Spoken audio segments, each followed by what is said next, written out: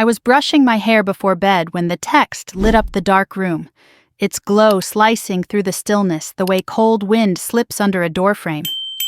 It was nearly 11:30 at night, too late for any message that started softly, and this one didn't. 3 lines. No greeting, no explanation, no kindness. Maya, don't come tomorrow. Scarlett feels uncomfortable around you. It's better for the family if you sit this one out. For a moment I just stared, letting the words sink, then drag, then cut. Uncomfortable around me? The Christmas party I had paid for? The venue I reserved, the wine I pre-ordered, the private room I decorated with gold-white accents because Mom said she wanted something elegant this year? My own family asking me not to attend a dinner I funded felt like stepping outside my own life and watching someone quietly lock the door from the inside. Something in me stilled. Not anger, not grief yet, just a cold, clean click of realization. I didn't reply. I didn't ask why. I simply scrolled to the restaurant's number, pressed call, and when the manager answered cheerfully, I said, "Cancel everything. The person paying just got removed from the list." The silence after that felt like fresh snow, crisp, untouched, and terrifyingly honest. I set the phone on the counter and stood there, feeling the quiet fill the kitchen. It was strange how a message so short could feel like an entire childhood collapsing. I walked to the living room, turned on the small lamp by the couch, and sat down, staring at the string lights I'd never gotten around to taking down since last year. They flickered softly, casting the room in a gentle glow that felt almost mocking. I knew instantly this wasn't about a sudden misunderstanding. Families don't eject you from Christmas overnight. This was the final step of something that had been building for years, slow, subtle, and always wrapped in the same excuse. Scarlett is sensitive. My whole life had been shaped around that sentence. She was the fragile one, the emotional one, the one people tiptoed around. I was the steady one, the strong one, the one Mom praised for not making things harder. All that praise had turned into obligation, and all that obligation had turned into expectation. But seeing it spelled out, "Don't come," made a truth rise in me I couldn't ignore anymore. I opened my laptop. The screen lit the room with a harsher, truer light. My cursor hovered over a file I hadn't touched in months. Household expenses, not shared.xlx. The name alone made something tighten in my chest. I clicked. Rows of numbers filled the screen, tiny and relentless. Years of receipts, payments, transfers. Everything I'd quietly covered because someone had to. Scarlett's overdue utility bills, Mom's dental work, Dad's medication, rent payments when Scarlett forgot, emergency repairs for a car she crashed and never apologized for. Thousands of small rescues hidden inside a spreadsheet no one else had ever seen. Scrolling felt like walking backward through my own life, tripping over every moment I'd let slide. There was a flagged red line I barely remembered creating. Second mortgage, unknown signature. I stared at it until the words blurred. I'd seen something months ago that didn't sit right, something about dates or signatures, but I'd been too tired to dig deeper, too used to carrying everything, too accustomed to believing it was my responsibility to fix things quietly, to keep the peace. I closed my eyes and leaned back. Suddenly I was 13 again, standing in the hallway while Mom soothed Scarlett after another meltdown. "Don't upset her, Maya. You know how she is." Or 17 when I picked Scarlett up after she hit someone's car and Mom whispered, "Just be gentle, she's fragile." Or 20 when Dad lost his job and said, "We're fine," while the mortgage slipped behind and the house teetered on the edge of foreclosure. I was the one who called the bank. I was the one who wired the payment. I was the one who saved the house. And yet, here I was, uninvited from Christmas. The apartment around me grew quieter as these memories settled, not painfully, but with a kind of clarity I hadn't felt before. I wasn't angry, not yet. What I felt was the slow unfurling of truth I had buried under responsibility, under guilt, under the illusion that being dependable meant being loved. My phone buzzed again, but I ignored it. I didn't need to read another message telling me why my presence was inconvenient. I had spent years being convenient. I stood and walked to the kitchen, poured a glass of water, and noticed my hand wasn't shaking. That surprised me. Instead of collapsing, I felt steady. More steady than I ever had while playing that role for them. It was as if the message had unclipped something heavy I'd been dragging for years. The file on my laptop glowed faintly from across the room. I walked back and scrolled further down the list, scanning years of quiet contribution. Scarlett's failed classes, Mom's seasonal medications, Dad's forgotten insurance payments. I could trace my life through these numbers more clearly than any family photo album. Somewhere between scrolling and breathing, I realized Christmas wasn't the first time they had removed me. It was simply the first time they said it out loud. I closed the spreadsheet slowly, letting the lid fall shut with a soft click. I sat in the dim light, listening to the faint hum of the heater, feeling the weight of the night settle around me. This wasn't loneliness. It wasn't even heartbreak. It was recognition, cold, clear, impossible to ignore. Tomorrow wouldn't be the Christmas they expected. It would be the Christmas I finally opened my eyes. I woke later than usual, the kind of sleep that doesn't refresh so much as it lets the body shut down for a while. The light creeping through the blinds was soft and cold, the kind of winter sun that didn't really warm anything. My phone lay face down on the nightstand. No missed calls, no messages asking if I was okay. Nothing from Mom, nothing from Dad, and certainly nothing from Scarlett. For a moment, I lay still, listening to the silence. It was strange how quickly a family could make someone feel like a ghost. The group chat pinged twice while I brushed my teeth. A sticker of a cartoon Christmas tree from Scarlett, a heart emoji from Mom underneath it. No one asked where I was. No one mentioned the cancellation. No one seemed to notice the absence of the person who'd paid for the entire celebration. I stared at the little thread of messages and felt something small shift inside me. It wasn't pain anymore. It was clarity. I walked into the living room, sat on the carpet, and opened my laptop again. The spreadsheet appeared like muscle memory. Rows of numbers, dates, notes. All the pieces of my life I had tried to keep orderly while everyone else scattered theirs to the wind. The earliest entries were tiny, almost cute in hindsight. Gas money for Dad when his truck wouldn't start. $50 for Scarlett's forgotten school fee. $85 for a utility bill Mom swore she'd already paid but somehow didn't. Small rescues, small sacrifices. All so normal back then. Scrolling through those early years felt like flipping through an old diary. The version of me that still believed stepping in was love, that being dependable meant being wanted. I paused at an entry from when I was 20. Mortgage relief, $5,800, urgent. I remembered the phone call, Mom pretending to be calm, Dad saying they'd figure it out, the panic underneath every word. I had driven home that weekend and paid the arrears without telling them I had to drain most of what I'd saved. I thought saving their house back then meant anchoring us as a family. I didn't know I was just reinforcing the story they'd spent my whole life telling me. Scarlett was the fragile one, and I was the strong one. Scarlett needed protecting. I was the protector. Scarlett caused chaos. I cleaned it up. And the wildest part? I didn't even resent it at the time. I believed it. I believed that being steady was my role. Something noble, something chosen. Not something assigned to me before I was old enough to understand the weight of it. I scrolled forward a few years. Scarlett's name began appearing more often. Car insurance lapses, community college fees for classes she never finished, a $400 makeup haul that hit her overdraft and somehow landed in my lap to fix. She'd always laugh it off. Mom always sighed and asked, "Just this once." It was never once. I closed my eyes and let the memories surface. Scarlett crying because she failed a midterm she barely studied for. Mom telling me not to say anything upsetting.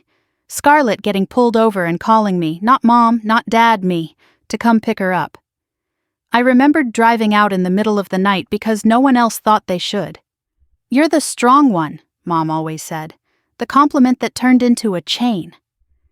I shook off the memory and returned to the spreadsheet. The more recent entries were darker, numbers climbing, notes vague and rushed. Rent payments when Scarlett moved into an apartment she couldn't afford.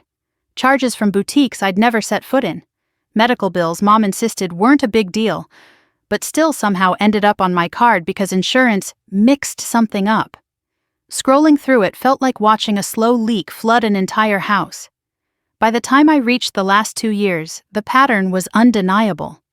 The expenses weren't small anymore. They weren't mistakes or oversights. They were expectations, quiet ones, unspoken ones, the kind people build entire family structures around. I clicked on the red-flagged entry, "Second mortgage, unknown signature." I zoomed in, studying the image. It was just a fuzzy preview, the kind of photo someone takes in a rush. The signature was supposed to be Dad's, but the curve of the R was wrong. The slant was wrong. Everything about it was wrong. A chill ran through me. I tried to remember when I flagged it. Had it been last spring, last summer? I remembered noticing the mismatch, remembering thinking something didn't add up. But I must have let it slide. Too many fires to put out, too many emergencies labeled just this once. My mind flickered back to another memory, one I hadn't thought about in years. I was 17, and Scarlett had crashed a borrowed car. Mom panicked and begged me, "Please don't tell your father how it happened. He can't handle it right now." Dad, when he found out, didn't yell at Scarlett. He looked at me and said, "Could you cover the repair until we get things sorted?" I did. Of course I did. Now, staring at that second mortgage line, I felt an old truth rising. Every time they needed someone to absorb a mistake, they picked me. Every time they needed someone to hide a mess, they turned to me. And every time Scarlett needed an escape, they used me as the cushion. I scrolled again. Next were hundreds of small transactions, but they told a bigger story. Scarlett was living far above her means. Designer skincare, petty travel expenses, Uber charges at 2 a.m, grocery store runs at boutique locations nowhere near her apartment. I remembered Mom once saying, "Scarlett is creative with her money." No, Scarlett was creative with mine. A sharp ache spread through my chest. Not heartbreak, but recognition. This was not new. This was not surprising. It was simply the first time I was allowing myself to see it without softening the edges. I closed the laptop for a moment and rubbed my face. The room was quiet except for the heater humming. The clock on the wall ticked steadily, a sound I usually found comforting. Now it just reminded me how many years had passed while I stood still to keep everyone else steady. I picked up the laptop again, scrolling to Christmas seasons of the past. Little notes I'd forgotten writing. Baked goods for Scarlett's office party. Covered Mom's gift exchange. Paid deposit for Christmas dinner 2021. Scarlett overdraft, again. Then I remembered something else. A Christmas 2 years ago when I arrived early and heard Mom and Scarlett whispering in the dining room. "Don't leave that out," Mom had said. "If Maya sees it, she'll ask questions." They had gone silent when I stepped inside. When I asked if everything was okay, Scarlett had said, "Don't worry about it. You worry too much." I had believed them. Now that memory hit me like a slow-moving truck. They weren't hiding a surprise or a gift. They were hiding bills, debts, evidence. I leaned back against the couch, the realization landing cleanly. They had been removing me from parts of the family long before they dared remove me from Christmas. My phone buzzed again, vibrating against the table. I ignored it. There was nothing left they could say tonight that I needed to hear.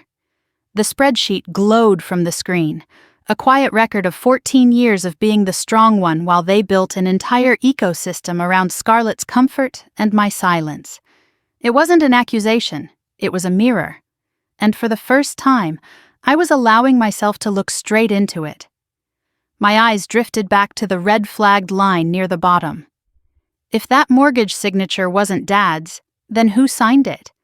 And if they hid that from me, what else had they decided I didn't need to know?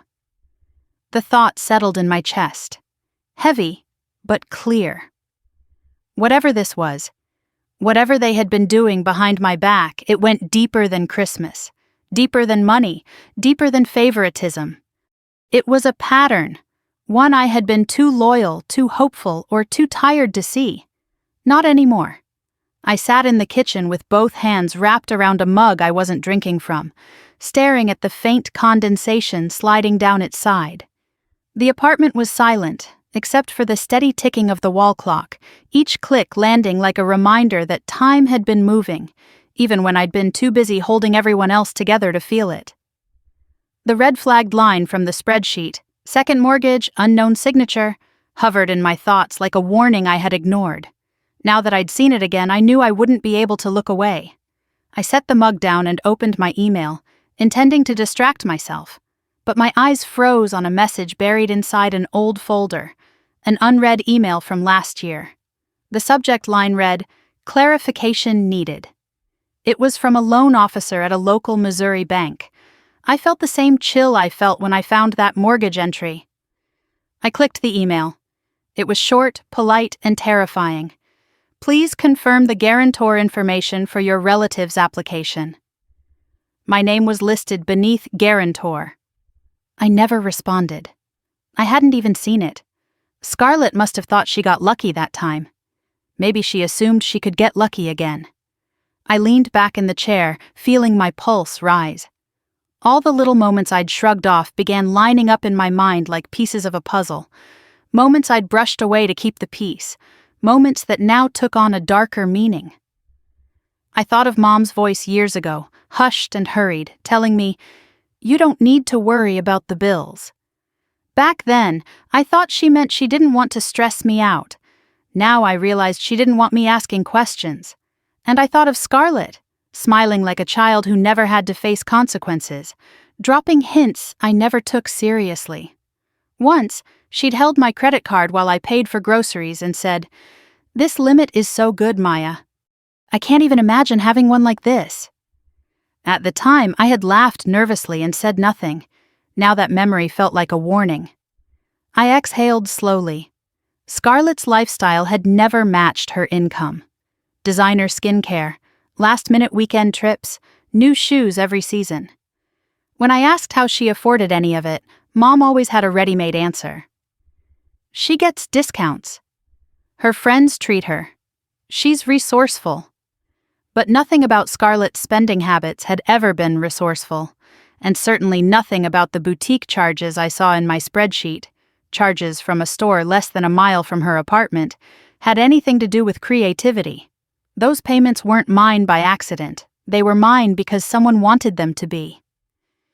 A fresh memory crept forward, one I hadn't been able to shake since I'd rediscovered it. A package delivered to my apartment 2 years ago, a high-end serum worth far more than I would ever spend on skincare. The shipping label had my last name, but Scarlett's first name. I'd texted her then, asking if she meant to send it to me. She'd replied, "Oops, my mistake," with a laughing emoji. Now I understood it wasn't a mistake, it was a test.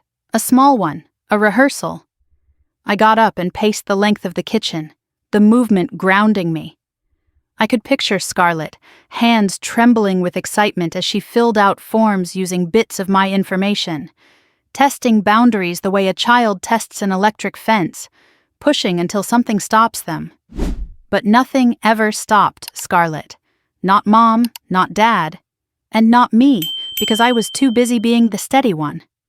My heart tightened as the next memory surfaced.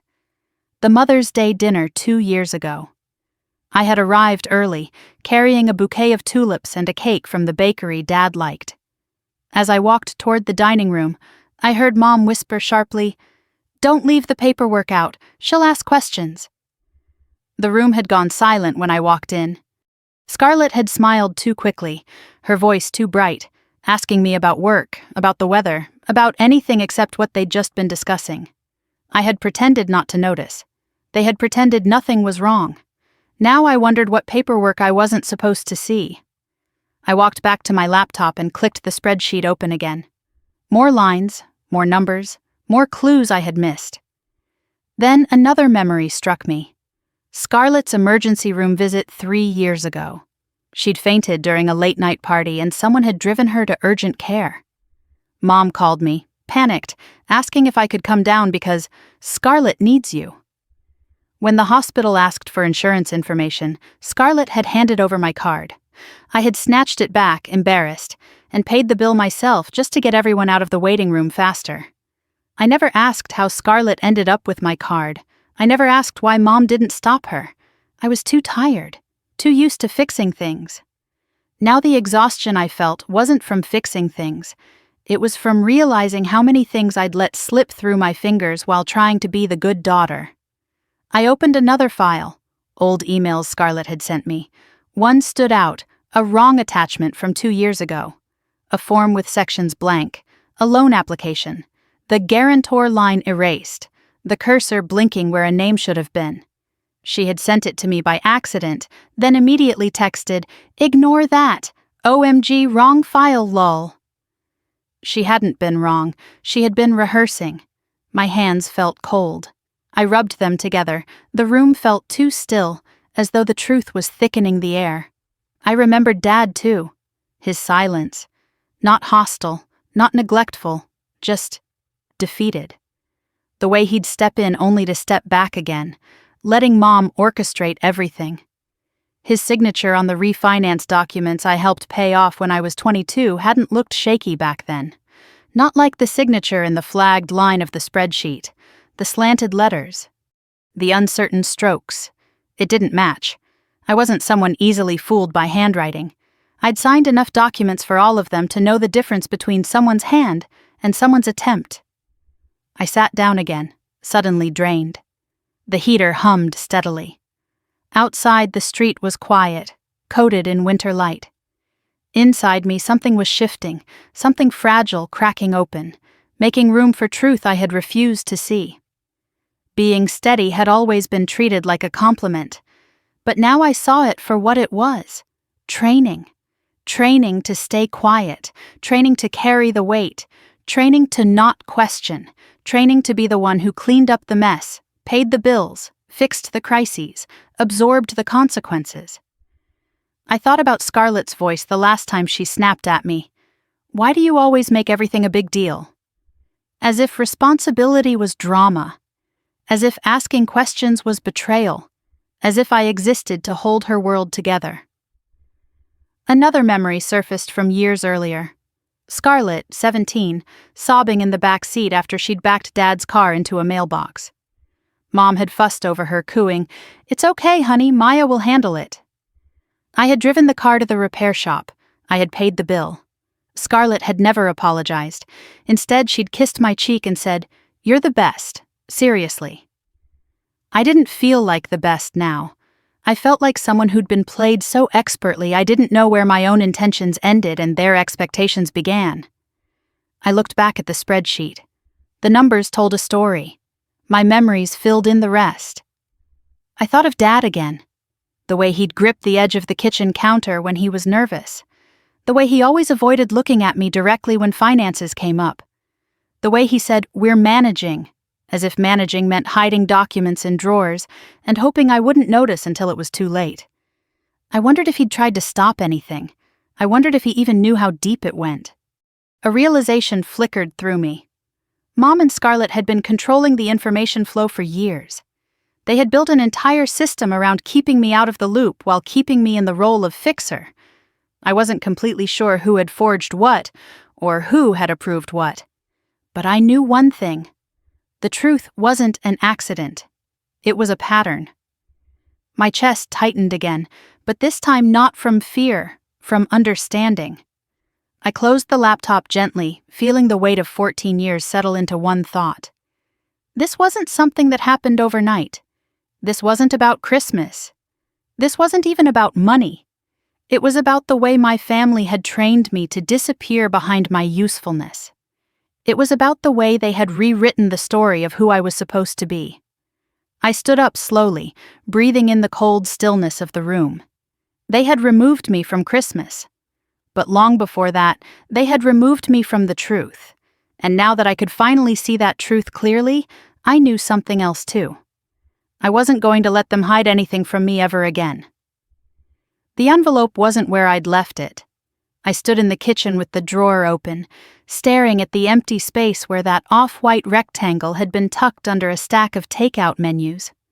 For a moment, I wondered if I'd imagined it, if the exhaustion of the past few days had twisted my memory. But no, Dad had handed it to me last June, sliding it across my counter with a quiet, almost solemn look I hadn't known how to read. "Open it when you need to," he'd said. I hadn't needed anything that day. I did now. I checked the other drawers, then the basket on top of the fridge, then the shelf above the microwave where I kept spare chargers and batteries. Nothing. A strange unease crept up my spine. Who would have moved it? No one had been in my apartment. No one except me. I forced myself to slow down, breathe, and think. Dad had placed it on the counter. I'd tucked it into my paperwork box, old tax returns, expired warranties, manuals I never read. I opened the closet and pulled the box onto the floor. A few folders slid out. Behind them, nestled at the bottom like something that had been hiding from me, was the envelope. My hands weren't steady when I picked it up. The paper felt softer than I remembered, worn at the edges as though time had been working on it quietly. My name was written on the front in Dad's handwriting, neat but slightly shaky, the way it had become over the past couple of years. Maya. Just that. No note, no hint. I sat at the dining table, the envelope cold against my fingertips, and let the weight of the moment settle. Dad wasn't a man who shared feelings, let alone wrote them down. If he'd put something in writing, it meant he didn't trust himself to say it out loud. Or maybe he didn't trust the house, Mom, Scarlett, to let him say it. I slid a finger under the flap and opened it slowly. Inside was a stack of papers clipped together and a small lined note folded twice over. The clip trembled slightly in my hands as I lifted the first page. Bank statements. The transactions were small at first. $60, $85, $120. Grocery stores, pharmacies, convenience shops. Then larger withdrawals. $800 at a boutique near Scarlett's apartment. $1,400 from an auto repair shop I didn't recognize. A transfer for $350 to a store Scarlett used to tag on Instagram. I swallowed hard. My name wasn't on any of these accounts, but I knew my money had indirectly covered half of them. Every time Mom came to me saying things were tight this month, every time Scarlett had cried about a bad patch, I'd stepped in without asking questions. I'd assumed the money went where they said it did. It hadn't. I kept flipping. Receipts were stapled to the pages. Notes in Dad's handwriting appeared in the margins. Tiny, cramped, as if he'd written them late at night, afraid someone might see. Needed for Scarlett. Covering until she gets back on her feet. Janet said she'd handle. Then a sentence circled twice. Can't let Maya know, she's done enough. My throat burned. I picked up the next page. It was a printed email between Dad and a financial advisor.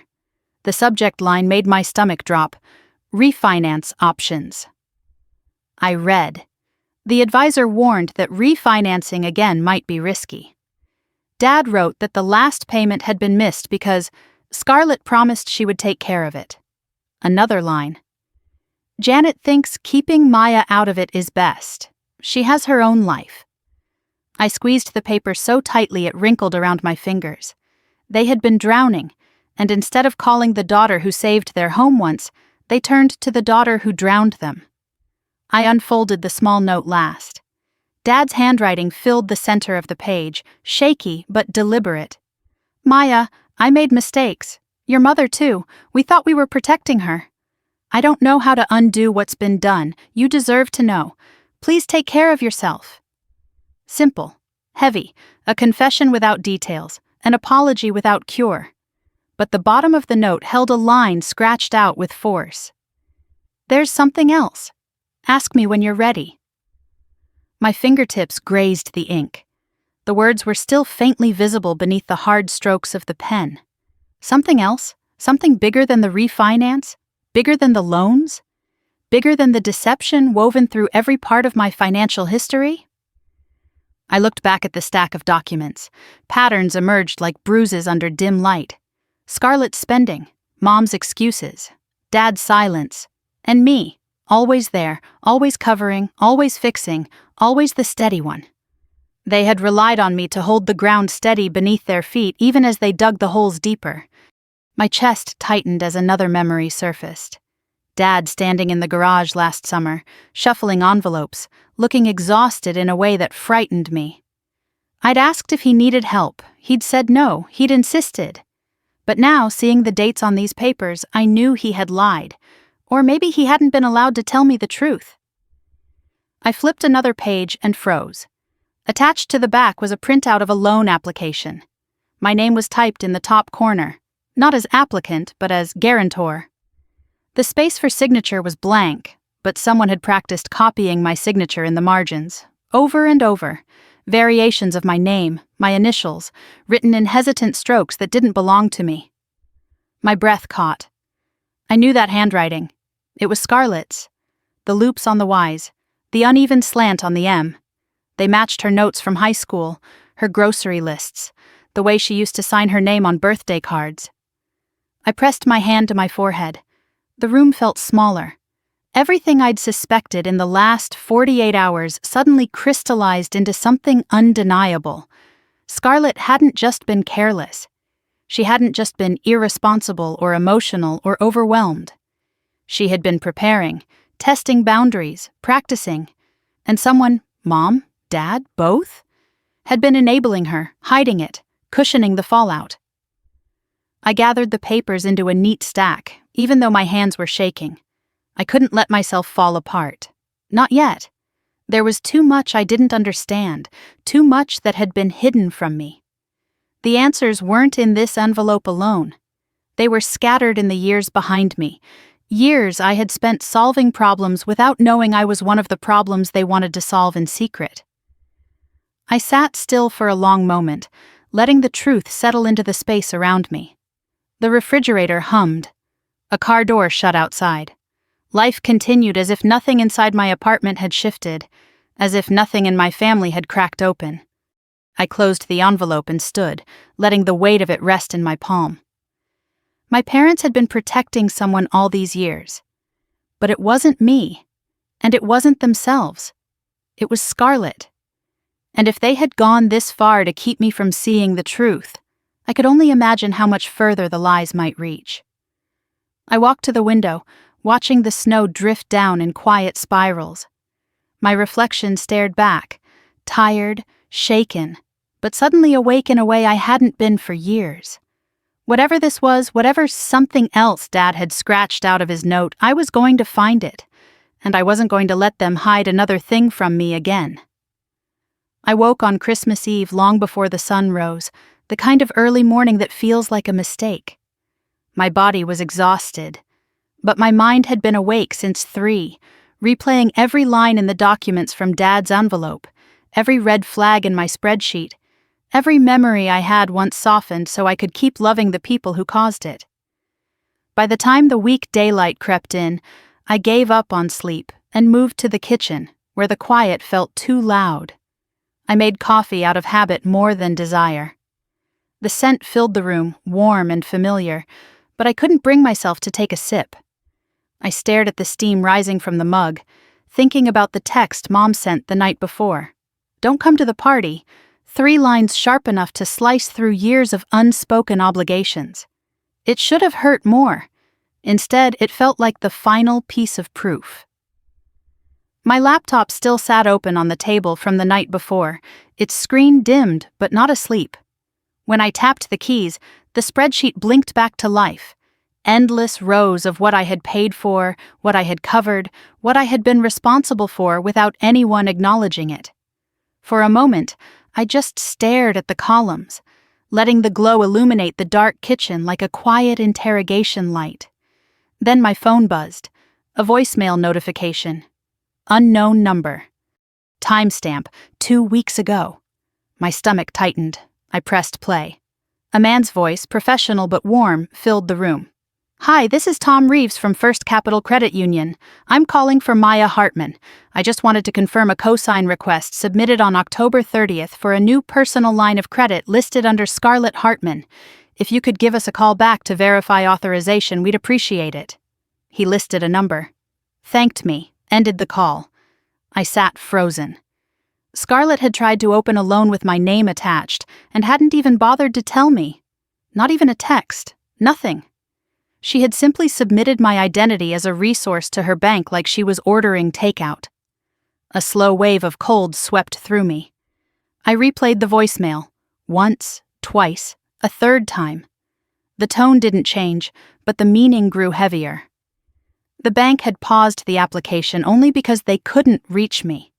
If I had picked up a spam call or responded without thinking, the loan might already be active. My signature, faked, my credit, risked, my life, treated like a spare key she could take without asking. I opened my email again and searched my spam folder on impulse. A series of messages popped up, the earliest from nearly a year ago. Thank you for your application. Please confirm your interest. Final attempt to reach you regarding your credit request. All addressed to me, all referring to applications I had never filed. My hands shook. Scarlett had been doing this longer than I realized. I clicked through the emails, each one a quiet betrayal wrapped in polite corporate language. One message even listed the verification phone number she'd used. My number, but off by one digit. A trick. A workaround. She had intentionally made herself the reachable contact so the calls wouldn't come to me. I pressed a hand to my forehead as the reality settled, sharp and undeniable. Scarlett didn't accidentally use my name. She didn't misunderstand paperwork. She didn't panic or make a one-time mistake. She had planned this. She had practiced. She had assumed I would never notice. I opened the spreadsheet again, scanning the years of financial patches I had made for them. Rent payments, grocery runs, overdrafts, medical bills. Repairs they didn't want to deal with. So many emergencies that were just moments when someone didn't feel like taking responsibility. And Scarlett, always Scarlett, hovered at the center of it. Emotionally fragile, financially reckless, spiritually allergic to accountability. I had spent years absorbing the fallout of her choices because Mom said she needed protecting. Now I realized Scarlett wasn't fragile. She was entitled. The kind of entitled that grows roots when a family waters it with excuses. I closed the laptop and stared out the window. Snow had begun to fall, soft and quiet, landing on the sill like tiny white confessions. For a brief moment, I felt everything and nothing at once. Christmas Eve used to mean waking early, prepping dishes, organizing car rides, making sure Dad took his medication, making sure Mom didn't forget the gifts, making sure Scarlett didn't spiral into another meltdown. It used to mean responsibility, obligation, work disguised as love. This year, I wasn't invited. And for the first time, I wasn't desperate to fix it. I needed answers, not invitations. I grabbed my phone and called the number from the voicemail. My heart thudded hard in my chest as the line rang. First Capital Credit Union. This is Alex, a cheerful voice answered. Hi, I said, steadying my breath. I received a call about a cosign request under my name. I'd like more information. Sure, one moment. Typing, paper shuffling. Then a pause long enough to confirm my fear. Yes, I see it here, he said. A personal line of credit, submitted by a Scarlett Hartman. She noted that you were traveling, so she gave us an alternate number to reach you. I felt my stomach turn. Did you receive a signature? I asked. We did receive a scan, but I'll be honest, it didn't look fully consistent. That's why we tried to reach you directly. My fingers tightened around the phone. He hesitated before adding quietly, You should probably check your credit report, ma'am. I thanked him and hung up, my throat thick. Scarlett had forged my name. The truth landed like a slow, painful exhale. This wasn't clumsiness. This wasn't immaturity. This was fraud. I sat on the edge of the couch, letting the silence stretch. Outside, the snow kept falling. Inside, the truth kept forming. Scarlett had pushed me out of Christmas not because she felt uncomfortable, but because she didn't want me near when the fallout arrived, when the bank called, when the forged signature was flagged, when Mom and Dad realized she'd dug a hole they couldn't charm their way out of. They needed me out of the picture, out of the conversation, out of the room. Scarlett had always assumed my silence was her safety net. But silence wasn't safety. It was permission, and I had been granting it for far too long. I stood up slowly, breath steadying as a new clarity settled over me. I wasn't going to confront Scarlett today. I wasn't going to call Mom. I wasn't going to beg anyone to explain why they thought I deserved to be used. I was going to protect myself. I grabbed my keys, my coat, and the folder with everything. Dad's note, the mortgage printout, the emails, the spreadsheet. As I slipped on my boots, a name surfaced in my mind like a small spark of memory. Nina Gresham, the attorney my coworker once mentioned. The one who specialized in financial exploitation and family asset protection. I opened the drawer by the door and dug through old papers until I found her business card, tucked between a dry cleaning receipt and a warranty form. I held it up to the light. A handwritten note at the bottom read, "Call me if they're using you." The snow kept falling outside, soft and unhurried. Tomorrow I would call her, and for the first time in my life I wouldn't be calling to fix my family. I would be calling to protect myself from them. The wind outside was sharp enough to make the windows groan when I woke the morning after Christmas, but the air inside my apartment felt strangely still, like the world was holding its breath with me. I lay there for a moment, staring at the ceiling, aware of the heaviness in my chest, but also of something else, something quieter. Resolve. No new messages, no apology, not even a question asking if I was okay. Of course there wasn't. My family had spent years pretending my feelings were a luxury they couldn't afford. I got out of bed, made coffee I barely tasted, and sat at the table with the business card I'd dug out of the drawer the night before. The name printed on it felt heavier now. Nina Gresham, Financial and Family Asset Protection Attorney. Underneath, the handwritten line stared back at me. "Call me if they're using you." What an easy sentence for someone else to write. What a lifetime of weight those 5 words carried for me. I dialed. The phone rang twice before a calm, clipped voice answered. "Law Office of Nina Gresham." My throat tightened. "Hi, my name is Maya Hartman. I think I need help." There was a pause, not suspicious, not impatient, just listening. "Are you available today?" I asked. "Come in at 10, the assistant replied. "Bring any documents you have." I checked the clock. It was 8:40, 2 hours to gather 14 years. I moved through my apartment, pulling papers into a stack. The envelope from Dad, the mortgage printouts, the screenshots from my spreadsheet, the emails Scarlett had sent by mistake, the voicemail recording from the credit union. Every piece of evidence felt like a brick I'd carried without knowing. When I finally zipped the folder closed, it felt almost too heavy to lift. The drive across town was quiet.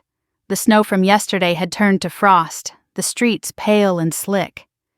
I kept replaying my conversation with the credit union rep, his careful tone when he said the signature didn't look consistent.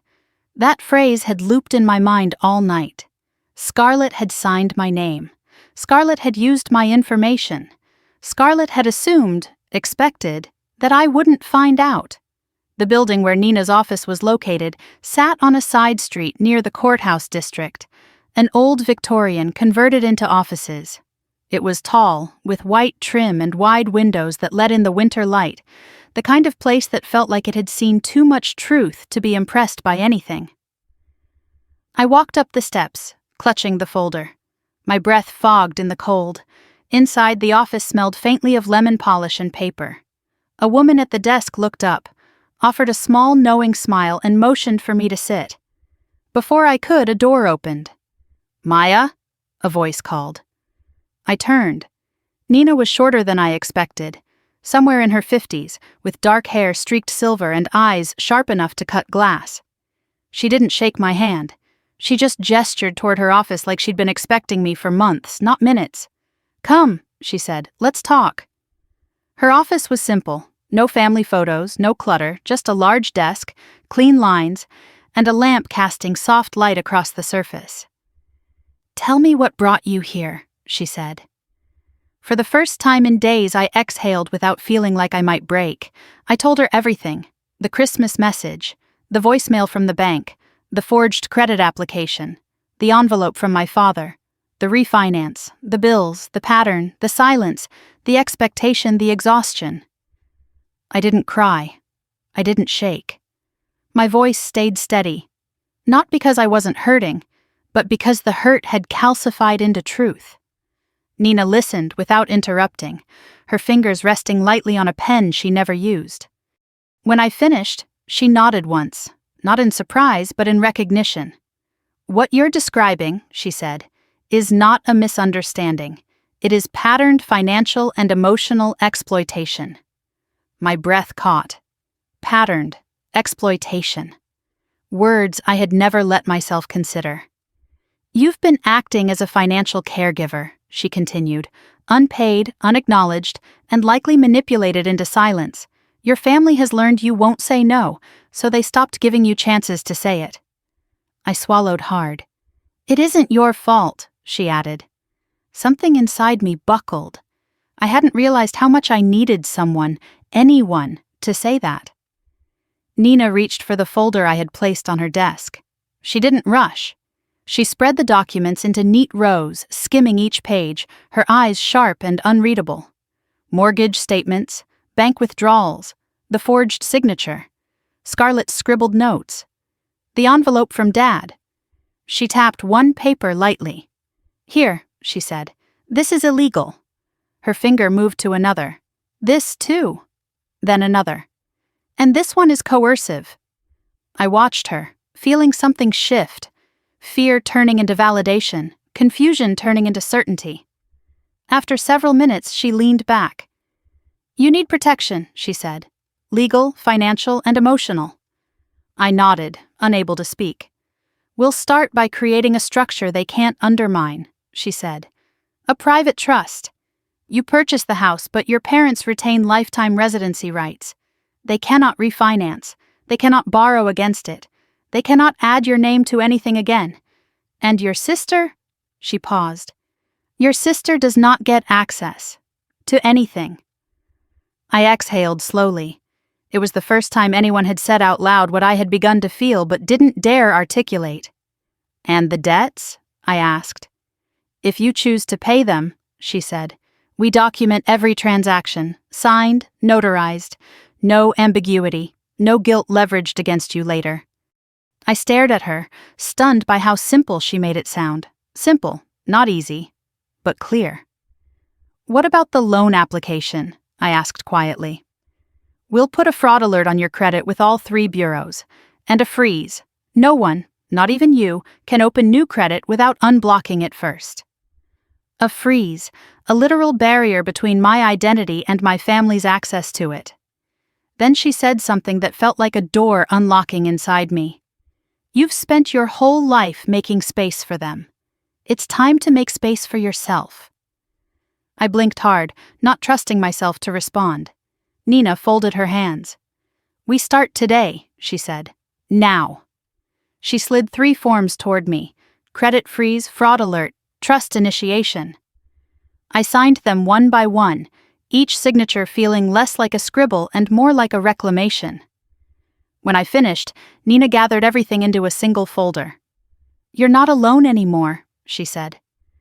Those words nearly broke me. I thanked her, though the word felt too small for what she had done. Outside, the cold hit me immediately, the kind of chill that made my eyes sting. But for the first time, the cold didn't feel heavy. It felt clarifying. In the car, my phone buzzed. Another voicemail from Mom, her voice sharp, defensive, accusing. I didn't listen to the whole thing.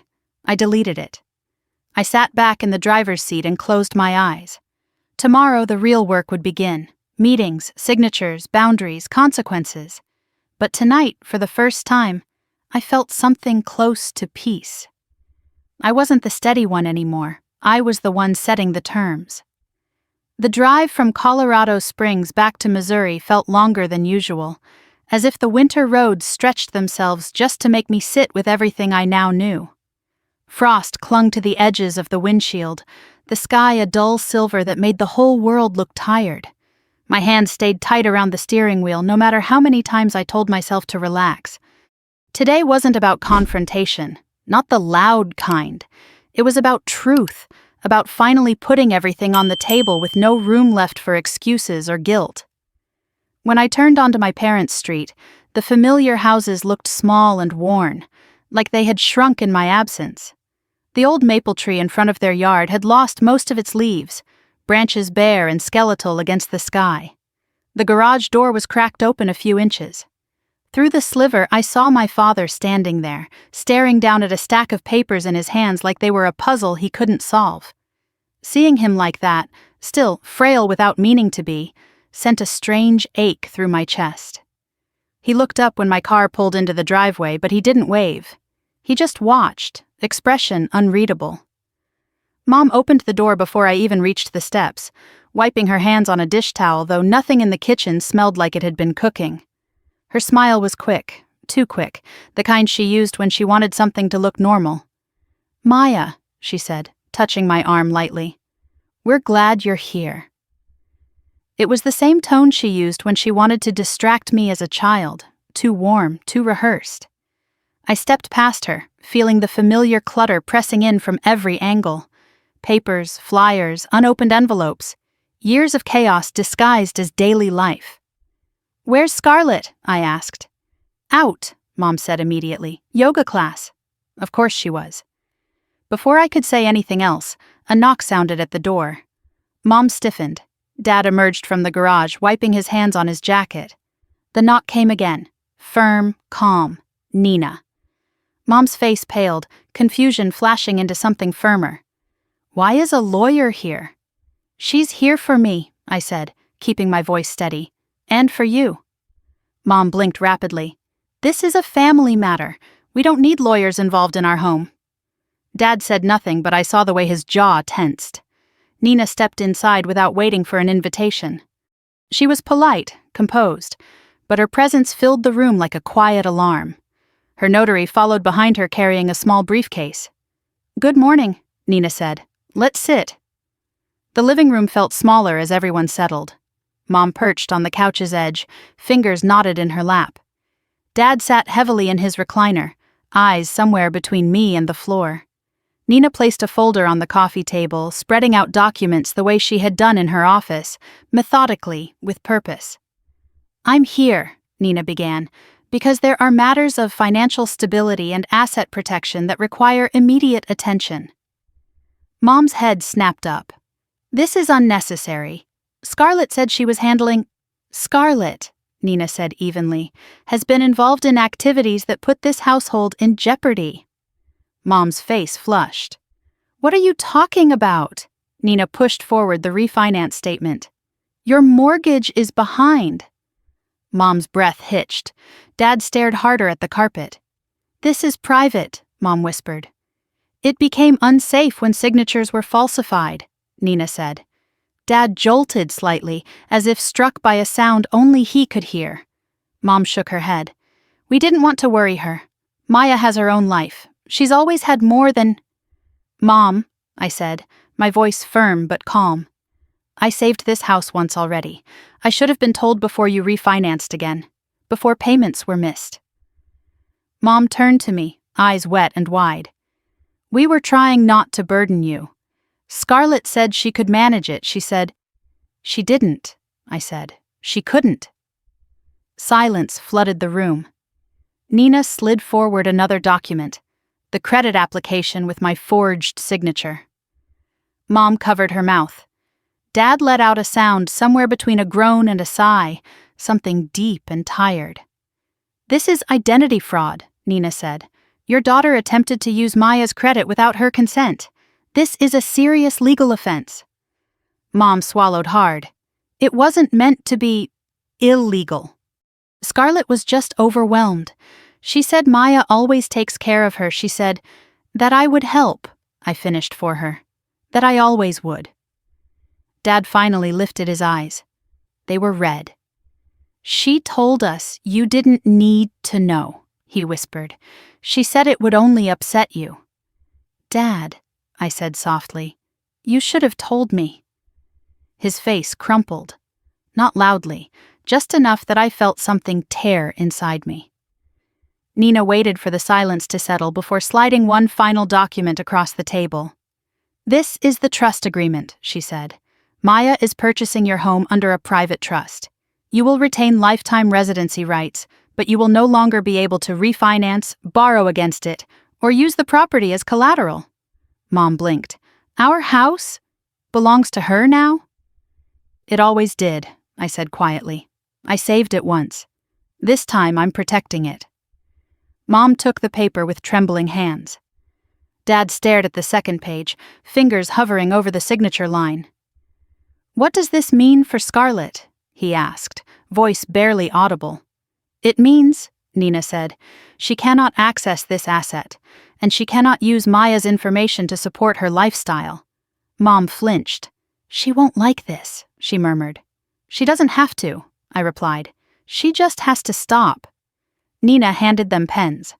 My parents exchanged a long look, fear, guilt, resignation blending into something heavier. Then Dad lifted the pen, exhaling as though the act itself cost him strength. Mom watched him and whispered, Are we doing the right thing? Dad nodded, though his hand shook. It's the only thing left to do. He signed. Mom followed, tears slipping down her cheeks. The notary stamped the pages, the sound crisp and final like a gavel. For a moment no one spoke. Then Mom wiped her face and said, barely audible, You didn't have to do this. I met her eyes. No, I said. I didn't. She lowered her gaze. I stood, feeling the weight in the room shift. The house was the same, but everything inside it had changed. Nina gathered the documents, packed them into her briefcase, and nodded for me to follow. When I stepped outside, the winter wind hit me like a wake-up call. Crisp, sharp, honest. Behind me, through the thin walls of the house, I heard Mom's voice. Low, urgent, frightened. She's really gone through with it. I told you she wouldn't hesitate. Dad's reply was softer, but I caught the words anyway. We can't keep doing this to her. I walked down the driveway, each step heavier than the last, but for the first time in my life I wasn't walking away to keep the peace. I was walking away because the truth finally had a place to stand. Scarlett showed up an hour after sunset, pounding on my apartment door with the kind of force that made the hinges shudder. 3 sharp knocks, perfectly spaced, perfectly intentional, the kind that told me she'd rehearsed them on the walk-up. I had just sat down with a blanket and a cup of tea, hoping for one quiet evening after the chaos with my parents. The universe apparently had other plans. I stood frozen for a moment, the echo of her knocking spreading through the room like a warning. When I finally approached the door and looked through the peephole, my breath caught. She was soaked from the winter drizzle, mascara streaked down her cheeks, hair frizzy and sticking to her skin. But she wasn't crying from sadness. That much I knew. This was rage disguised as heartbreak. I opened the door a few inches. She didn't wait. She pushed it wider and stepped inside like she had every right to be there. You just ruined everything, she said, her voice trembling with the effort of keeping herself together. Do you have any idea what you've done to this family? I didn't move. I did what needed to be done. Scarlett laughed, a sharp, humorless sound. Needed? Really? You embarrassed us. You embarrassed Mom, and Dad can't even look at you after what you pulled. I let out a slow breath. Scarlett, they signed because they had no other choice. They were drowning. She glared. Because you made it look like that. You made it look worse than it was. I stepped back so she could pace, knowing she would anyway. She always needed room when she was spiraling, and she always assumed the world should expand to accommodate her. She started gesturing wildly. Mom called me sobbing, saying you showed up with a lawyer like we're criminals, like we're stupid. You forged my name, I said calmly. Scarlett froze, then she turned, eyebrows knitting together as if she couldn't believe I would bring that up, as if it was the rude part of this conversation. "Why are you even digging through my stuff?" she snapped. "Why are you trying to make me look bad? You used my identity to apply for a loan." She rolled her eyes and let out a scoff. "I thought they wouldn't call you. They weren't supposed to. It was just supposed to go through." My heartbeat slowed to a cold thud. "So you admit it." Scarlett folded her arms, shifting her weight from one foot to the other like a child caught lying but still determined to win the argument. "You always make things dramatic. It wasn't fraud. It was a shortcut. I was going to pay it back." "Scarlett, you wrote my name on a loan application. What do you think that is?" She didn't answer. Her jaw clenched, her eyes darting around the room as if she could find a version of reality that suited her better. "I told Mom you'd overreact," she muttered. That sentence hit like a slap. "She said you'd help," Scarlett added. "She said you always do." I felt something in my chest shift. Not break. Break implies it was whole to begin with. No, something unlatched. Something internal stopped pretending. I grabbed the folder I had placed deliberately on the entry table before she arrived. I'd known, somewhere inside, that she would come.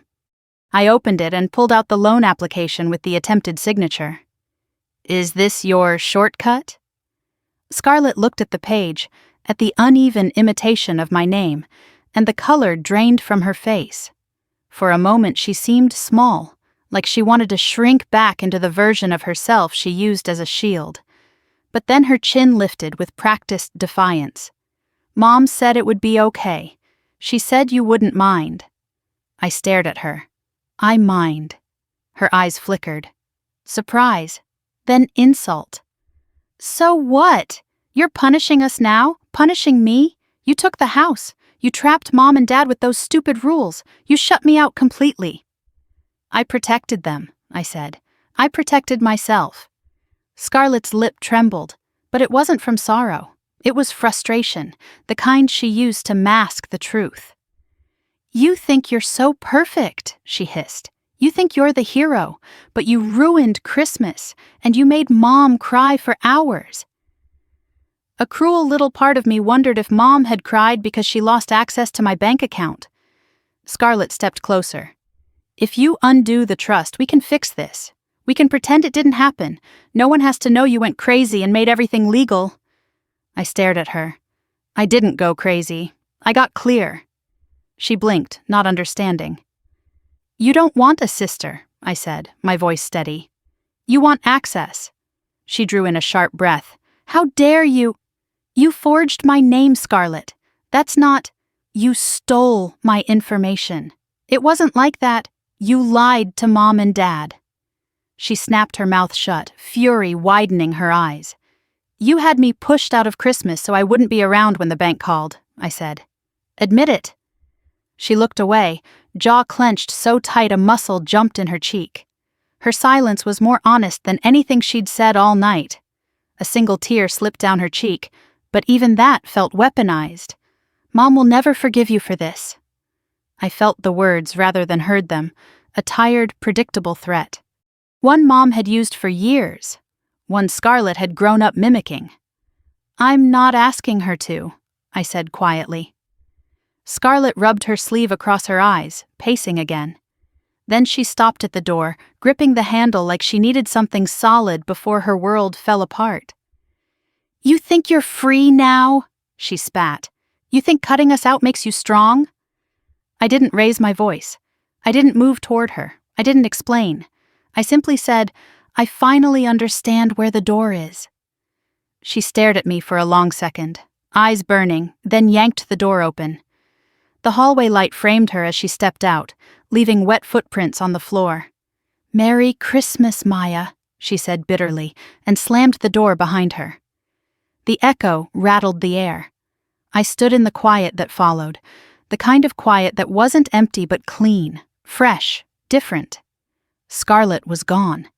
But the damage she'd done, the truth she'd revealed, was still spreading through every corner of my life. And the next call I received wasn't from her. It was from a man saying he had found a box with my name on it, a box filled with things Scarlett never meant for me to see. The call came just after 9 the next morning, right as I was trying to convince myself to eat something. The phone buzzed across the counter, screen lighting up with an unfamiliar Missouri number. For a second, I considered letting it go to voicemail. Every call from Missouri lately had brought some new variation of disappointment, but something tugged at me, so I picked up. "Is this Maya Hartman?" a gravelly voice asked. "Yes," I said slowly. "This is Tom. I manage the Fairview Street storage warehouse. We've been clearing out a unit left behind after a property cleanup. I believe we found something with your name on it." My heartbeat stalled. "My name?" "Yes, ma'am. Written on the side of a box. Thought you might want to take a look before we toss anything." A chill crawled up the back of my neck. "Who rented the unit?" "Belonged to the previous homeowners," he said. "A couple named Hartman." My parents. I grabbed my coat before the call even ended. The drive to Fairview Street felt like sinking deeper into a story I hadn't meant to uncover. The warehouse sat behind a chain-link fence, rows of pale metal doors stretching across cracked pavement. Tom, a man in his 60s with a denim shirt and tired eyes, met me at the entrance and led me through the aisles. "This unit was emptied last week," he said as we walked. "Your parents told us most of it was junk." Of course they did. He stopped at a small open unit. Inside, a single cardboard box sat on a folding table, corners soft from age. My last name was scrawled across the top in thick black marker. Maya H. I didn't remember packing anything like this. I didn't remember ever storing anything here, which meant someone else had written my name. Tom folded his arms. "Didn't open it," he said. "Figured you should." My fingers trembled as I lifted the lid. Papers, not photos, not holiday decorations, not forgotten keepsakes. Papers, folders, receipts, statements, loose pages, spiral notebooks, all jumbled together as if someone had tried to hide them in a hurry. The first stack I pulled out was a bundle of receipts. Boutiques, salons, grocery stores, nearly all from places near Scarlett's apartment. Charges I didn't recognize. Some matched entries in my spreadsheet, some didn't. Then I found something worse. A half-completed loan application.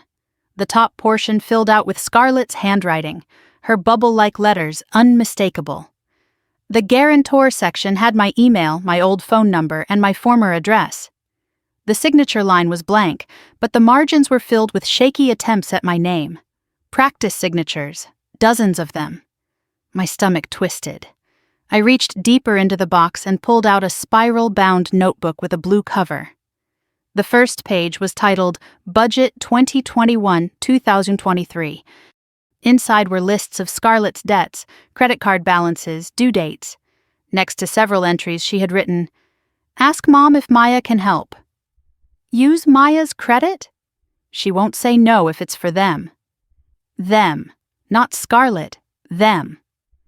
Using my name on behalf of the family, as if my identity were a household resource.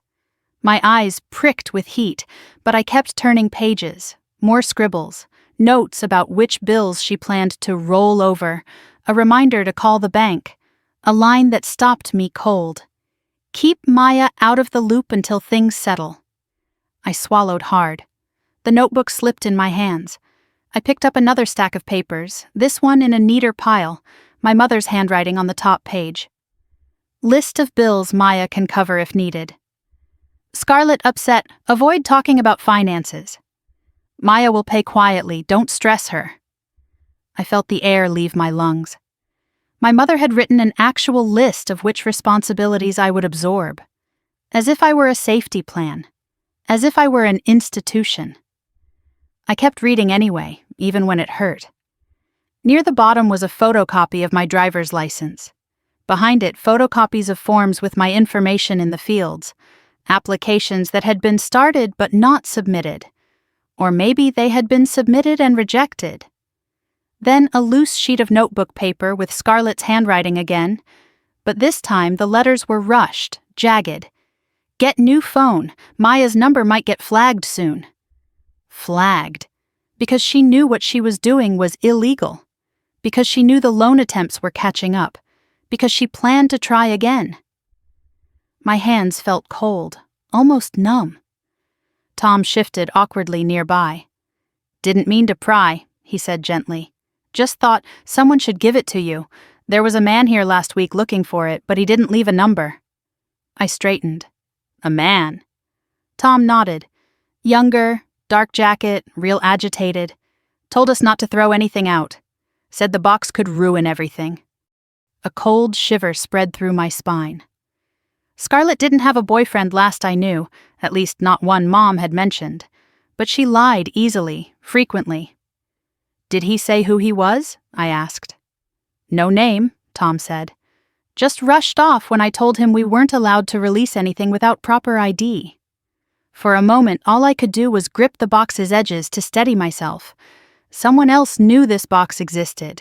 Someone else was worried about what it contained. Someone else was trying to make sure I didn't see it. I gathered the papers back into the box, though my hands were still shaking too much to stack them neatly. When the lid finally slid back into place, I felt a strange, hollow steadiness settle into my ribs. This wasn't about missed payments anymore. This wasn't about Scarlett being irresponsible. This wasn't even about Christmas. This was about years of hidden choices, calculated ones, made behind my back. This was about a pattern designed to keep me in the dark and keep Scarlett afloat. This was about a family system that relied on me being quiet. Tom walked me to the car. He helped me lift the box into the trunk and wiped his palms on his jeans. "Sometimes the things folks try hardest to hide are the things that need the most light," he said quietly. His words sank deeper than he probably meant them to.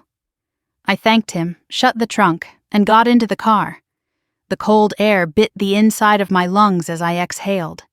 The box behind me felt like a weight on the entire vehicle, dragging all my years of quiet enabling into the present where they finally demanded attention. As I pulled out of the lot, the snow began falling again. Soft, silent, relentless. Everything I needed to see was in that box. And the first person I was going to show it to was Nina. The box sat in the passenger seat like a living thing, heavier than cardboard had any right to be. I pulled into the empty parking lot of a grocery store 2 miles from Nina's office and cut the engine, letting the silence swallow me. My hands were still trembling from the warehouse, from Tom's words, from the sight of my name written on applications I had never seen, never agreed to, never signed. The heater clicked softly. Outside, snow drifted in lazy spirals, gathering on the windshield in thin sheets. I rested my forehead against the steering wheel, breathing in through my nose, out through my mouth, the way I used to when Scarlett's meltdowns consumed entire rooms. Only this time, it was the truth consuming me. A loose piece of paper had slipped from the box when I carried it out of the warehouse. It lay on the seat beside me, Scarlett's jagged handwriting. "Use Maya's credit. She won't say no." That single line hollowed out something inside me. I wasn't a sister to her. I was a resource, someone to borrow from, take from, drain without consequence. I picked up the page and shoved it back into the box. I couldn't sit here any longer. Nina needed to see all of it. The drive to her office felt dreamlike, my mind replaying scenes from years I hadn't realized were warning signs. Scarlett handing me my own credit card with a smirk. Mom insisting they had it handled while I covered another bill. Dad saying, "Don't worry your mother, she's stressed enough." How many times had they nudged me away from the truth? How many times had I obliged because I loved them? When I pulled up outside the Victorian office building, Nina was already at the door, as if she'd been watching for me. She didn't wave. She simply nodded once, calm and steady. "You brought it," she said when I stepped inside, her eyes landing on the box. "It's worse than I thought," I whispered. "I expected as much," she replied. She led me straight to the conference room. The long wooden table gleamed under soft lamplight. I set the box down, the thud echoing off the high ceiling. Nina pulled out a pair of glasses and motioned for me to sit. "Let's see what they've been keeping from you." My hands hovered over the lid for a moment. Opening it here felt like ripping the last curtain down, exposing everything, my family's manipulation, my own complicity, all the ways I'd been blind by choice or exhaustion. But I opened it anyway. Papers spilled out, receipts, statements, notebooks, applications. Nina began sorting in silence. She formed 3 piles with surgical precision. Financial abuse, she said, patting the first pile. Receipts, withdrawals, transactions that made no sense for a household allegedly strapped for cash. Identity misuse, she added, pressing her hand on the second. Loan applications, the photocopy of my license, practice signatures, my email address scribbled in Scarlett's handwriting. And manipulation patterns, she finished, sliding the notebooks aside. The lists Mom made, the notes Scarlett wrote, the reminders to keep me unaware. She tapped the third pile with her pen. This is the part people underestimate the most. I swallowed. The emotional part? She nodded. Manipulation is the foundation of every financial exploitation case I've ever handled. And this, she picked up the notebook where Scarlett had written, "Don't tell Maya until after the holidays," is a blueprint. I felt sick. A shaky breath broke free from my chest. What do I do now? Nina didn't answer immediately. She picked up the photocopy of my driver's license, studying the faint bend in the laminated corner. This wasn't found by accident. Someone put this in that unit. She selected the practice signatures. She was preparing. I pressed my palms against my thighs. I know. Then Nina looked at the loan application with my information scribbled in, and her expression hardened. This is enough to file a police report. The room tilted slightly. The words police report echoed in a voice that could have been mine or someone else's. I imagined Scarlett in handcuffs, Mom crying and blaming me, Dad looking away like he always did when he couldn't handle the truth. I'm not ready to do that, I said. Not yet, Nina agreed, but we're going to protect you whether you file or not.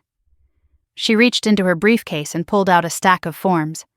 This is the freeze plan. We lock down every avenue your family has been using to siphon from your life. I stared at the stack. What does that mean? It means after today they can't borrow against your name. They can't open credit. They can't refinance using your information. They can't access your financial accounts. Not 1 inch of your identity will be available to them. Her voice was calm, not cold, not angry, just factual, unshakable. I nodded slowly. Tell me what to sign. We spent the next half hour working through everything. A fraud alert at all 3 credit bureaus. A full credit freeze. A request for documentation for every attempted credit pull made in the last 12 months. Then Nina opened a folder marked Trust Amendment. Your parents' house will be sealed, she said. No new liens, no refinancing, no access granted to anyone except the independent trustee we're appointing today. My stomach flipped. Scarlett won't be able to touch it. She won't be able to breathe near it, Nina said simply. And if she tries, the trust locks automatically. For a moment I just sat there letting those words settle around me like a shield. Nina slid the amendment toward me. Sign here. By the time I'd signed the last document, 10 pages later, my hand was shaking. Not from fear, but from the unfamiliar sensation of taking control.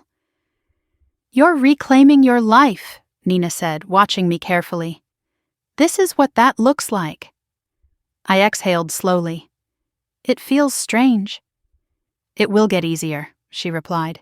Boundaries always feel wrong to people who were trained to ignore them. Her words sank deep. Now, she said, leaning back, there's one more step. She handed me a blank sheet of paper.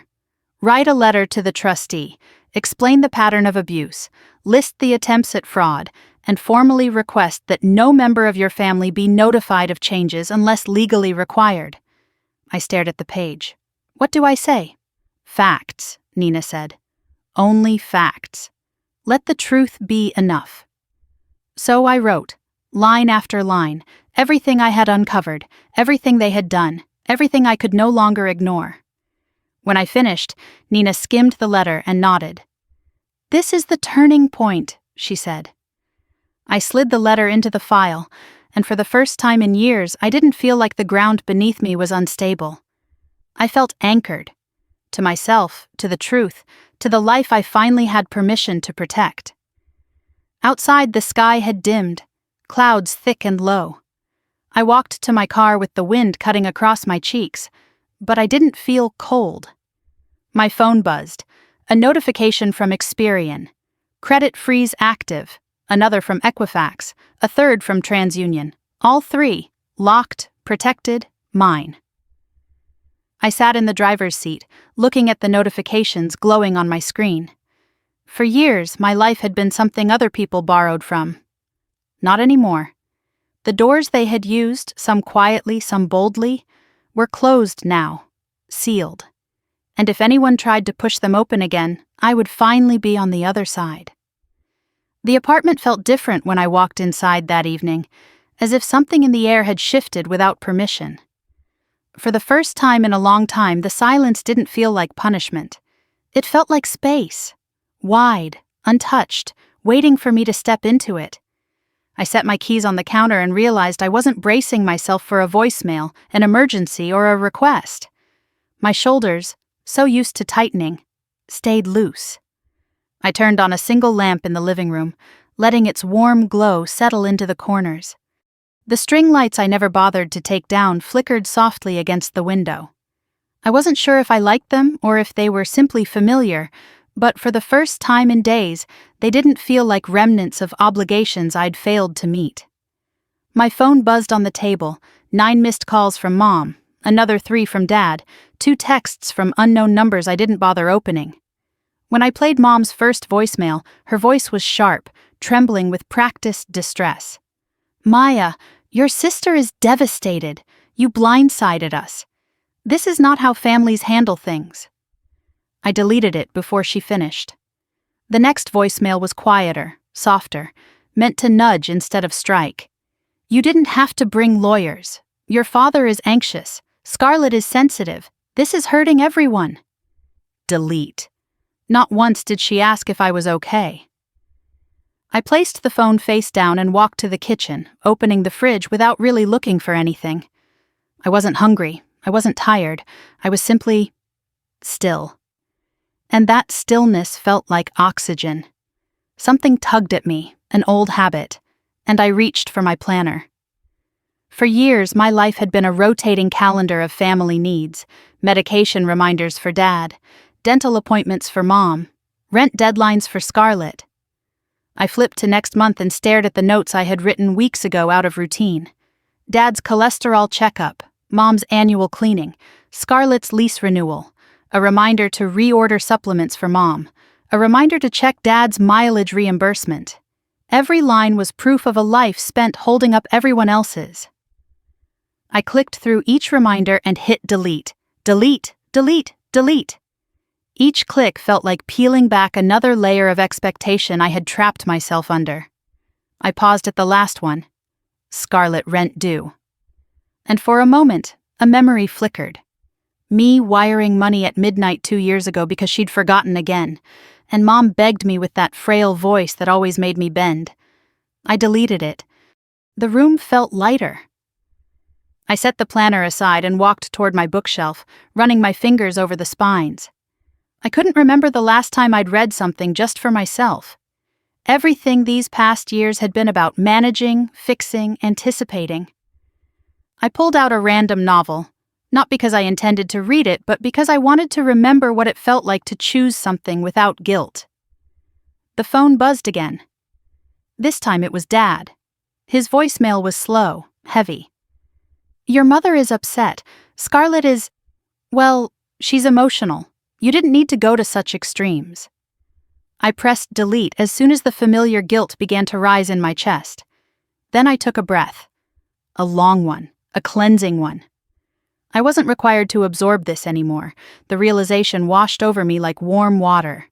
I cooked dinner, not because anyone expected it, not because anyone needed me, not because I had to rush off to solve a crisis. I cooked because my body asked for something warm. Roasted vegetables, a slice of sourdough, a glass of wine I'd been saving for a special occasion. Tonight felt special enough. I ate slowly, tasting the food instead of swallowing between phone calls or guilt. The apartment was quiet, but it wasn't empty. It felt full, full of choice, full of breath, full of a life that had room for me now. After dinner, I cleaned the dishes methodically. It wasn't a chore, it was grounding. A way to claim space back inch by inch. Then another memory drifted up. Years ago at a Christmas party, I had excused myself from dinner because Mom whispered Scarlett had locked herself in the bathroom. I remembered standing in the hallway, coaxing my sister out while the turkey went cold and the guests exchanged awkward glances. When Scarlett finally came out, mascara streaked but dramatic as ever, Mom hugged her and whispered, "Thank goodness Maya's steady." They never asked if I was okay after missing my own meal. Tonight, I ate every bite. Later, I sorted through a drawer of paperwork, old receipts, notes, med lists I kept for my parents. I moved every document related to them into a box, not to throw away, just to set aside. I labeled it in thick black marker, "Not my responsibility anymore." The marker squeaked against the cardboard, the sound oddly satisfying. My phone buzzed again. A text this time, from Scarlett. "You destroyed Christmas and this family. Hope you're proud." Something inside me went quiet, then clearer. She didn't say sorry. She didn't admit what she'd done. She didn't ask if I was okay. Her pain wasn't grief, it was loss of access. I blocked her number. I didn't cry. I didn't shake. I felt something I hadn't felt in decades. Peace. The hours slipped by. I lit a candle, turned off the overhead lights, and let the soft flame cast shadows across the room. This quiet, this silence, wasn't the kind that came from abandonment. It was the kind that came from reclaiming space. My phone buzzed one last time around 10. I almost ignored it, but the transcription preview caught my eye. "Your mother asked me to check on you. She's worried how you might react." A woman's voice. Someone Mom knew but didn't want to talk to directly. Even now, even after everything, my mother wanted reassurance she wasn't the villain in her own story. She wanted to make sure I wasn't planning to do anything that required her to feel guilt. I stared at the message, the candle flickering beside me. They weren't worried about losing me. They were worried about losing what I provided. The truth landed softly this time. I put the phone down gently and walked to the window. Outside, snowflakes drifted in slow spirals, catching the light from the street lamps. The world looked quiet, clean. I whispered, almost without meaning to, "I'm finally free." And I was. I didn't respond to the voicemail. I didn't call back. I didn't explain myself or soften the edges or offer comfort where none had ever been given to me. For the first time in my life, I chose silence, not as a burden, but as a boundary. I curled up on the couch with the blanket still warm from earlier. The candle flickered one last time before steadying its flame. My breathing slowed. My body softened into the cushions. The quiet didn't scare me anymore. It felt like a doorway. And tomorrow, I would walk through it. The morning light wasn't bright, just soft enough to touch the edges of the apartment and remind me that the world hadn't ended, even if something inside me had. Or maybe something had begun. I stood by the window with a cup of tea warming my palms, watching the snow outside gather on the railing like a fresh layer of quiet. For the first time in my life, the silence didn't feel like anticipation. It felt like peace. No missed calls, no frantic texts, no guilt dripping through my notifications like it used to. Just stillness. I turned away from the window and began cleaning the apartment. Not out of obligation, not to make space for anyone else, but to make space for myself. I opened drawers I hadn't touched in years, pulling out stacks of old receipts, notes for my parents' appointments, grocery lists they'd sent, reminders I'd created to take care of things they forgot. One by one, I placed them into a large cardboard box. Every bill paid on their behalf. every note I wrote to myself to check on Mom, every printout of Scarlett's late payments I'd quietly covered, all the invisible labor of a lifetime. I sealed the box with a firm strip of tape and wrote on it in thick marker, "Not my responsibility anymore." It wasn't anger, it was clarity, a boundary drawn gently but unmistakably. As I tucked the box into the back of the closet, I found another envelope, one from years ago, yellowed at the edges, Scarlett's handwriting on the front. I hesitated, then opened it. Inside was a hospital bill from an ER visit years back, listed under primary contact. My name, my number, my address, another decision she'd made without asking. But instead of the familiar ache, I felt a strange lightness. Not because it didn't hurt anymore, but because I finally understood that the hurt wasn't my fault. I set the envelope aside and walked back into the kitchen, breathing in the warm scent of roasted garlic and thyme. I had started cooking without even realizing it, letting my hands move on instinct, chopping vegetables, rubbing herbs into a small chicken, preparing a meal that wasn't for a crowd, or for crisis management, or for someone else's preferences. It was just for me. I set the table slowly, intentionally, one plate, one fork, one linen napkin I rarely used. I poured a glass of red wine, watched the way the light caught in its surface, and for the first time in more than a decade, Christmas dinner didn't feel like performing. It felt like living. The first bite tasted like relief, warm, savory, grounding. I ate slowly, savoring each bite the way I had savored almost nothing in my adult life. No one called to interrupt. No one needed me to come rescue them. No one expected me to fix the holiday. When I finished eating, I washed the single plate by hand and dried it with the towel Mom embroidered for me when I'd first moved away. A small lump formed in my throat, but it wasn't grief. Not anymore. It was acceptance. I folded the towel neatly and placed it back in the drawer. Then I sat at the table again with 2 pieces of stationery. I took a deep breath and wrote. A letter to my parents, honest, steady, without blame. I love you. I always have. But I can't carry the weight you've placed on me anymore. I didn't leave the family. I simply stepped out of a role that was slowly breaking me. And one to Scarlett, shorter, simpler. I hope you learn to take responsibility someday. I'm choosing a different path now. One that doesn't hurt me to walk. I folded both letters and slipped them into an envelope I never intended to mail. Writing them wasn't about being heard. It was about letting go. The last light of the day faded into a soft gray. Snowflakes tapped gently at the window. The whole apartment hummed with a calm I didn't know how to name. I curled up on the couch with a blanket, letting the warmth cocoon me. My phone buzzed once, a holiday greeting from a coworker who barely knew me but cared more than most of my family ever had. The message made me smile in that small, quiet way you smile when something touches an old bruise gently instead of pressing on it. I whispered into the dim room, I'm finally okay. And for once, I believed it. I thought about everyone who had ever carried too much, ever been the steady one, ever been told to be quiet for the sake of keeping peace that never included them. I thought about how many people had learned to shrink themselves for family who didn't notice. This story wasn't just mine. It belonged to so many like me. If you've ever had to choose yourself for the first time, you know this feeling. The tremble of freedom, the ache of boundaries, the softness of peace you didn't know you deserved. Thank you for staying with me through all of it. If my story made you feel seen or gave you courage, I'd love if you shared your thoughts below. Tell me if you've ever had to set a boundary with someone you love.